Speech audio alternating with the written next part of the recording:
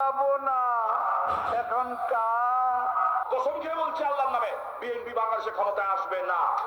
এমন কোন শক্তি এখনো তৈরি হয়নি বাংলাদেশে যে আওয়ামী লীগ সরকারকে উৎখাত করতে পারে।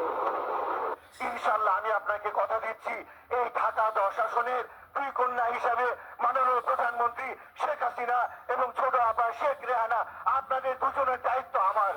প্রত্যেক এলাকায় কত বিএনপি আছে খুঁজে বের করতে হবে, বা জামাত খুঁজে বের করতে হবে, ওগুলিকে ধরিয়ে দিতে হবে। এটাই আওয়ামী লীগের দায়িত্ব, যেন একটাও পার না পায়। রাত 12টার সময়, 12টার পর থেকে 1টার পরে 2টার মধ্যে শাপলা চত্বর পরিষ্কার হলো। শাপলা চত্বর পরিষ্কার হলো। শাপলা চত্বর হলো স্যান্ডেলের।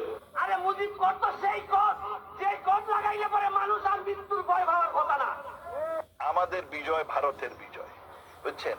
আমাদের উন্নয়ন ভারতের উন্নয়ন, ভারতের উন্নয়ন আমাদের উন্নয়ন।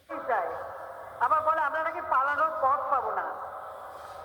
আমি এই বিএনপি জামাত জোট যারা হয়েছে তাদের জিজ্ঞাসা করি, পালায় কে? আওয়ামী লীগ কখনো পালায় না, কিছু হয়।